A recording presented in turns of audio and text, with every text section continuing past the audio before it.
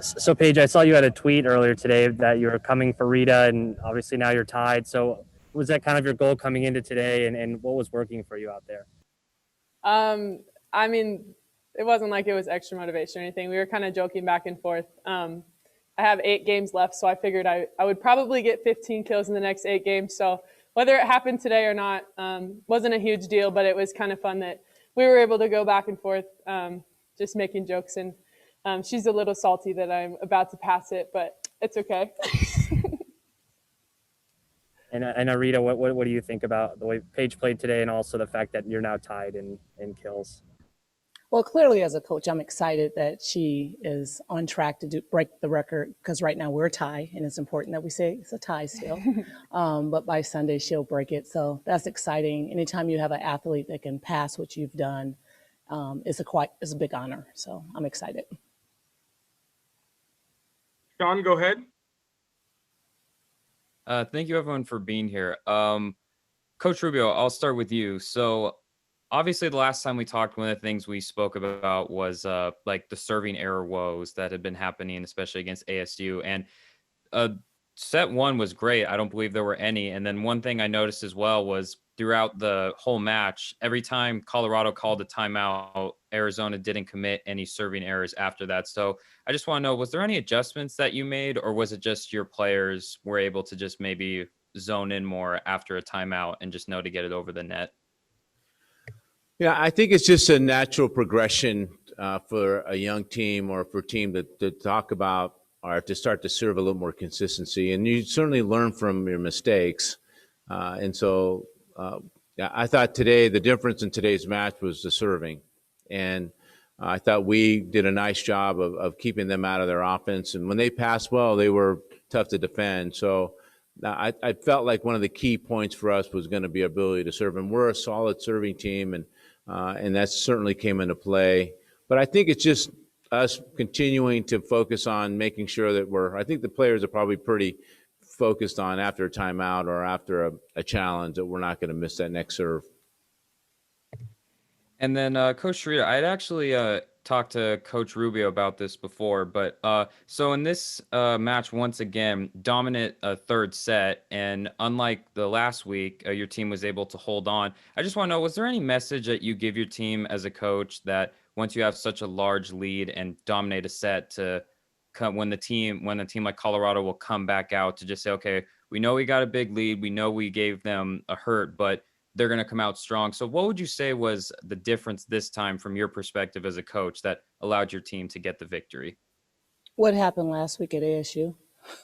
The fact that we were up, we won that set relatively easily, came back and opened the door for them to play well. So I literally turned to Paige and said, gave her a couple things to say to the team to motivate them and for them to know everything that we've done in the past is an experience, which means it prepares us for what was happening at that time.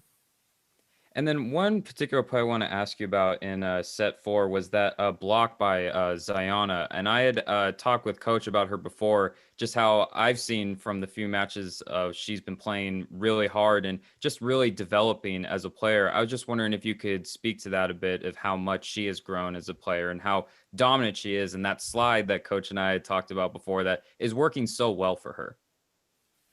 Part of it was the fact that she wasn't necessarily hitting well today. They played a good defense around her. So she changed her mindset and became more focused on blocking and contributing to the team there. And that's a sign of a veteran player, that when one thing isn't going well, she was able to do something else.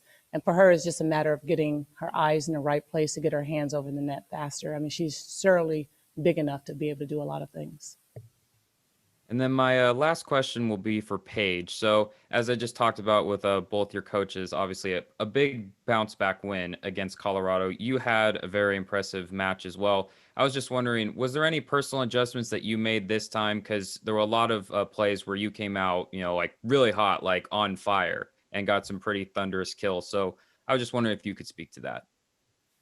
Yeah, I mean, I think a lot of it had to do with what Colorado is doing on the other side. The last several teams that we've played have been commit blocking to the left side. And Colorado wasn't doing that, and they weren't making the adjustment to do that. And so when our middles are scoring, the other team really has to respect them. And I think that's what was happening tonight. Several of the kills that I had was because Marla held the middle blocker and I only had one-on-one block. And in that case, the hitter has the advantage. And so I think with Colorado not commit blocking to the left, I think all of us pin hitters had a lot more opportunity to score. Thank you, everyone. Kim, go ahead. Rita, this is the first time I've got to talk to you in a while, so I want to know about how your middles are developing, what you're seeing, what you're liking, what you still need to see from them.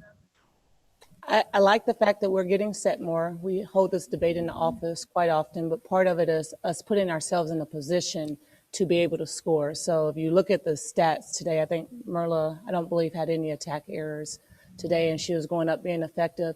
And being able to start off the match, getting the middles involved, puts the opponents on alert. So we're spending a lot of time just with them contacting the ball. It didn't necessarily work to Zai's advantage today, but she was strategically thinking what is available, and she sees what's behind the block, which is probably the most important thing. So we're just repping it a lot and giving them a ton of feedback, and the film helps probably the most. And happy belated birthday. Thank you. And Paige, this was your best night, both kills and your hitting percentage. I mean, are you feeling better physically, or was it just what Colorado was doing tonight?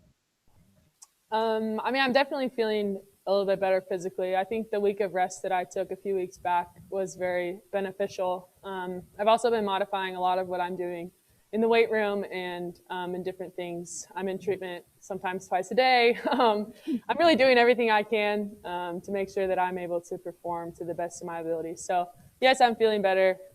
So that definitely helps. But I think, tonight just things were working for me, and that was exciting. And Dave, you this is a more experienced team. You said Colorado was. So when they came back, what were the concerns when they came back and took that second set? And what'd you see from your team and the response to that you liked? Well, it was nice that we responded well. And my whole thing today was just trying to play a little cleaner, from set 1 all the way through set 4. I thought, like, if we could just kind of reduce half the unforced errors that we're making. And we haven't been a very high error team, but sometimes you just kind of go through cycles where, for whatever reason, you're making more errors than you normally would be. The nice thing was that we responded well in game 3, and we came back, and really the serving became the theme of our success. And then in game 4, that was kind of the touch and go. And I think young teams tend to let go of the rope a little bit at that on the set 4, especially after you win decisively like we did in set 2. So it was nice for us to kind of stay engaged. And I told that in the post-game meeting that I felt we were engaged throughout the match. So that's a sign of an older kind of learning through the experiences that we've had in the past. Ryan? Oh, Dave, what do you think about Paige reaching the milestone that she did? Obviously, in order to do that at Arizona, you have to be a good player and for a long period of time. So what do you think about tonight and just her career in general? Was that for me? It was Yeah. for you. Oh, for me? It was? What was the question? I always have to ask him what the. What do you think about Paige's milestone? Well, I think it's well-deserved, and I've always felt like players who work and are as committed to their craft as much as Paige has, whatever they earn, they certainly deserve. And so I'm very proud of it. Hasn't been the easiest year for Paige, as you all know. I mean, just physically, it's been hard for her. But she's on an upward trend. I mean, I thought she played her best match against ASU. Physically, she was being able to move, probably with more freedom, jumping harder, swinging better.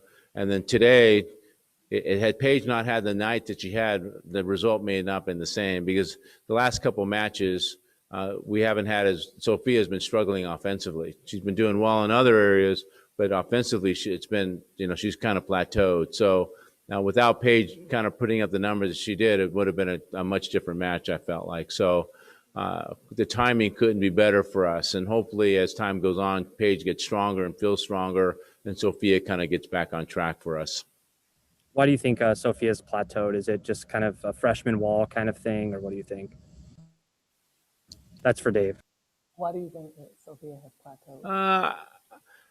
You know, I don't know. I think that young kids hit a wall, and I think the second half of the season is when that happens. And the day-to-day grind of being at this level is just brutal, and it's really difficult for young players to understand that. And when they're in the blender, and we're going 6 days a week, and I think one of the best things we did this week was we gave them that was a modified schedule on Tuesday.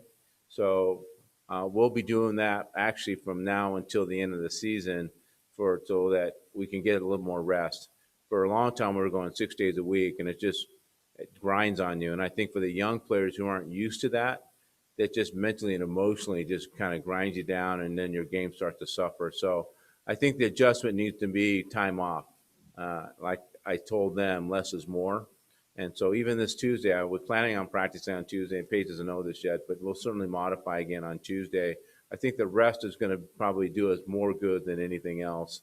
And we go on the road to Cal next week. So if we can continue to I think if we rest more, I think we'll continue on the trend that we've been on. You agree? I agree. Yeah. Anything else for any of them? Okay. Thank you, everybody. Thank you, guys. I appreciate you covering us.